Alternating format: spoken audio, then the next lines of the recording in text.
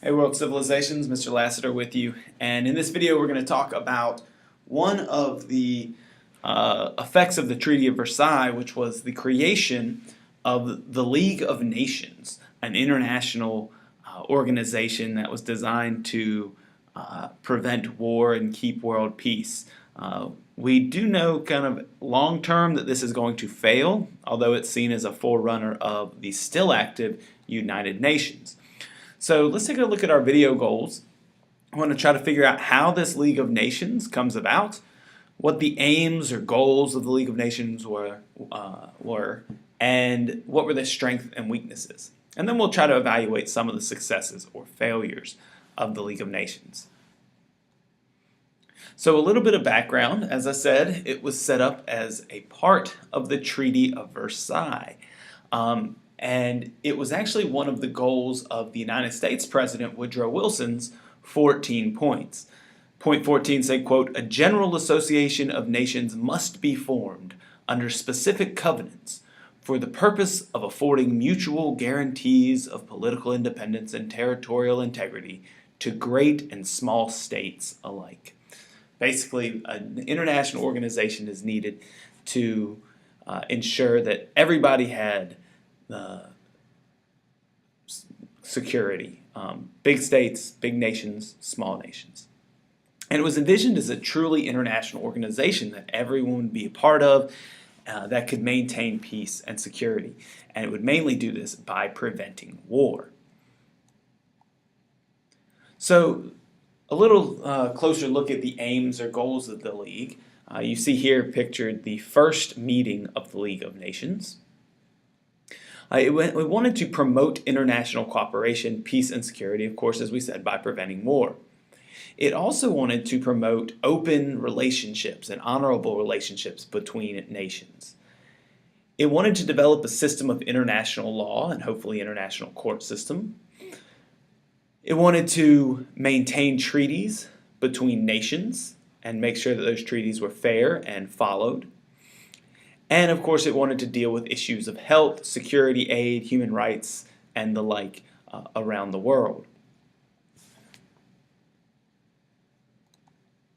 So let's look at some of these strengths of this League of Nations and this international organization that is formed. As you can see here, the red nations are the founding nations, the purple were later admitted, the green were colonies in the world, so they were members by virtue of their ruling imperial power being in charge.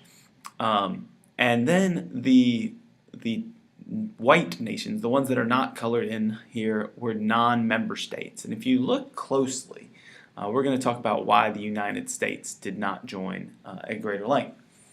So anyways, getting back to the strengths of the League. The League was pretty strong in dealing with social issues, such as improving working and living conditions. It dealt with health issues and the treatment of specific diseases. The League did have this kind of means of influence to try to prevent war. And so they would do this several ways. They would first morally condemn acts of war and all the nations of the world kind of looking upon a country trying to make war, trying to influence them morally, war is bad kind of ideas. And if that didn't work, they would go to arbitration, basically acting as a referee between nations, trying to solve whatever issue there was at hand, whether it was borders or nationality or someone being wronged by another or not paying debts or whatever it ended up being. The League also could try to influence nations by putting trading sanctions on them, meaning some type of restriction on trade with that nation that everyone in the country should agree to. And also, the last thing, they could agree to military force, although the League of Nations did not have an army of its own. And so the member nations, a country like Britain that had a strong military, could then take action with the blessing of the League of Nations, of course, for the greater good in order to keep world peace in the long run. But the League had quite a few weaknesses. The first weakness was that the three most powerful countries in the world, and what would become the three most powerful countries in the world, were not members of the League of Nations at first. In fact, the United States did not want to join the League, even though it was Woodrow Wilson's idea. The United States Senate rejects joining the League. And that's something we're going to spend a lot of time on in class. Why did the United States, whose president suggests this thing, not want to join? And whether or not that was the right decision. Secondly, the Soviet Union refused to join at first. Later on, they will be admitted. And then Germany was not allowed to join until 1925. Of course, this was part of the punishments under the Treaty of Versailles. The second major weakness was that the organization of the League was at best inept. It required that all decisions had to be unanimous, and so when there was a crisis, basically no one could agree. There was also a council where people had veto power and anyone could override a decision. So things had to be truly unanimous in order to make anything happen. And the last weakness of the League was probably that it was set up by the Treaty of Versailles, which was unpopular to begin with. Keep in mind that Germany and Austria just come in to sign the treaty. They don't have any say in it. The countries who were involved in making the treaty are fairly, not everyone gets what they want in the treaty. You know, France wants reparations, and that's going to be hard to get from Germany. And the Woodrow Wilson wants, quote, peace without victory, but Germany is still punished quite harshly. And so, because it's set up by an already unpopular treaty, the attitudes toward the League of Nations are going to be quite negative. In these two political cartoons, I want you to look closely at these. And these deal with the United States not joining the League of Nations. Here we see in the top cartoon, everyone in the League of Nations and Uncle Sam representing the United States on the other side as they watch China and Japan quarrel in a war. Japan had invaded China, and the League of Nations wanted to do something about it, but without the most powerful country in the world, the United States, being involved, really there was nothing that could be done. The United States simply just wanted to remain non-aligned. In this bottom one, it shows the League of Nations bridge, consisting of Belgium, France, England, and Italy. And all it needs is the keystone to make this bridge strong.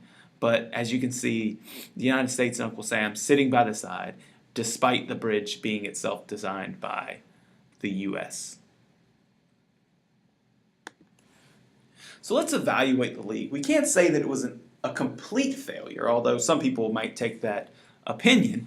It was successful in social issues, improving working and living conditions in nations, especially after industrialization. Health issues, treatment of diseases such as leprosy became much better due to efforts from the League of Nations, and some territorial disputes are resolved. For example, Greece had invaded Bulgaria, and the League of Nations basically said, this isn't a good idea, so Greece stops their invasion. Islands between Sweden and Finland are up for dispute, and the League of Nations serves as an arbitrator or the referee in that matter and solves that.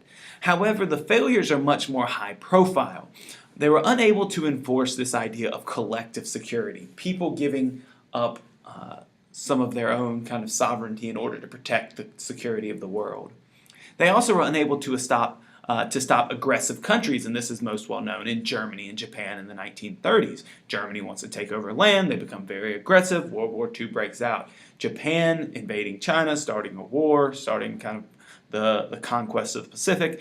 League of Nations really powerless to do anything. And in fact, Germany and Japan exit the League of Nations without consequence. Also, there were poor attitudes toward the League. People really weren't buying into this idea of the League of Nations because they did not see it as particularly strong. One of the reasons for that is it lacked strong members, especially the U.S. and the Soviet Union early on, but the U.S. being the strongest possible member who does not join.